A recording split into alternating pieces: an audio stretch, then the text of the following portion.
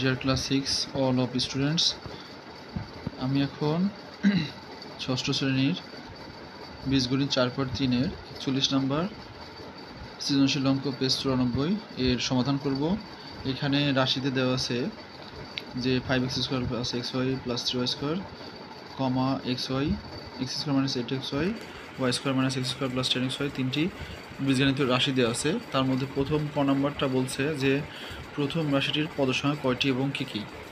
এখানে প্রথম দেওয়া আছে প্রথম রাশিটি কি 5x² + xy + 3y²। তো এখানে আমরা দেখতে পাচ্ছি যে এই রাশিতে তিনটা পদ আছে। একটা পদ প্রথমটা 5x², দ্বিতীয় পদ xy এবং তৃতীয় পদ 3y²। তাহলে প্রথমটা খুব সহজ, ইজি। তারপরে খ নম্বরটা প্রশ্নে বলা আছে যে রাশি 3 যোগ করো এবং যোগফলের xy সহগ বের করো। তো আমি তিনটা রাশি আমাদের রাশিতে প্রশ্নে উল্লেখ করাই আছে। প্রথম রাশি দেওয়া আছে 5x² + xy + 3y², দ্বিতীয় রাশি x² - 8xy এবং তৃতীয় রাশি -x² + 10xy + y²।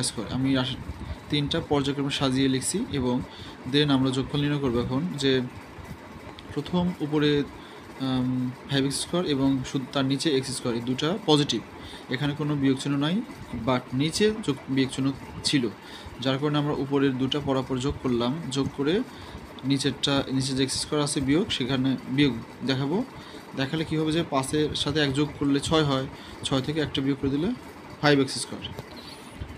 দেন আমরা xyটা যোগ বিয়োগ করি, উপরে যোগ নিচে যোগ, তাহলে 10-এর সাথে 1 যোগ করলে 11 হবে এবং আমাদের -8xy দেওয়া আছে, তাহলে 10 থেকে 8 বাদ দিলে ওখানে +3xy হবে। যেহেতু 10, 11 বড়, তাই 11-এর সামনে যোগ চিহ্ন যোগই বসবে, বিয়োগের এখানে কোনো চিহ্নর কোনো প্রাধান্য নাই, যার কারণে এখানে +3 হবে। এরপর 3y² + y², এটা সহজ, দুটা যেহেতু যোগ তাহলে যোগ হবে, 3-এর সাথে 1 যোগ করলে 4y²। এবং প্রশ্নে উল্লেখ করা ছিল দ্বিতীয় অংশে যে xy সহগ কত। xy সহগ যেহেতু x এর সাথে 3 আছে সংখ্যা, তাই xy সহগ 3 হবে। লাস্ট ওয়ান গ নাম্বার। তিনটা রাশি দেওয়া আছে এবং রাশি দিয়ে বলছে যে সরল করতে বলছে। তো এদের সরলটা আরও বেশি সহজ। এটা প্রথমে আমরা রাশিগুলো সাজায় লিখলাম, লেখার পর ব্র্যাকেটগুলো তুলে দেবো। প্রথম ব্র্যাকেট তুলে দিলাম, দ্বিতীয় ব্র্যাকেটে মাইনাস চিহ্ন দিয়ে ভিতরে x² - 8xy আছে, এটার সাথে আমরা গুণন দেখাবো, তাহলে -x² +8xy। ওকে, দেন আবার মাইনাস দিয়ে লাস্টের ব্র্যাকেটটা গুণন করে দিলাম, -y² -x² -10xy। এবার আমরা যোগ করব। যোগের ক্ষেত্রে দেখা যাচ্ছে যে আমাদের এইখানে 5x² এবং তারপরে -x² আছে, তারপর আর একটা শুধু x² আছে। এই x²গুলো তার মধ্যে আমি এখানে 6x² আর 5x² এবং তার সঙ্গে আর একটা যোগ আছে পজিটিভ, যোগ করে দিলাম, 5-এর সাথে 1 যোগ, তাহলে 6x² হলো। আর এখানে আছে -x², সেটা আমরা পাশাপাশি রাখলাম, পরের লাইনে বিয়োগ দেখাবো।